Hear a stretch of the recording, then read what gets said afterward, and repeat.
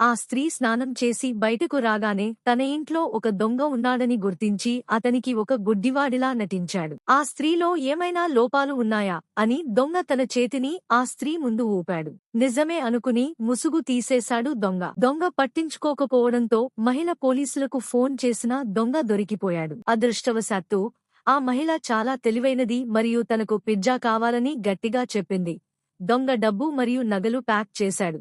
కానీ వారు ఇప్పటికీ సేఫ్ తెరవాలని కోరుకున్నారు. మహిళ ఫోన్ని తీసుకెళ్లాలని కోరుకుంది. కానీ ఫోన్ని అన్లాక్ చేయడానికి ఆ మహిళ హడావుడిగా మాస్క్ని ధరించింది. కానీ అతను దానిని విజయవంతంగా తెరిచాడు. ఆ స్త్రీ అకస్మాత్తుగా లేచి నిలబడింది. ఆ స్త్రీని బాత్రూంకి వెంబడించాడు. ఆమె మరియు దొంగను ఆశ్చర్యపరిచింది. ఇంటి బయట ఉన్న దొంగ శబ్దం విని పరిగెత్తాడు. కాని నా సహచరి ఒక మహిళ నేలపై పడి ఉండటం చూసి నేను ఇంటి వెలుపలికి పరిగెత్తి తలుపు దించి తాళం వేసి ఇద్దరు దొంగలు తప్పించుకోలేకపోయాను.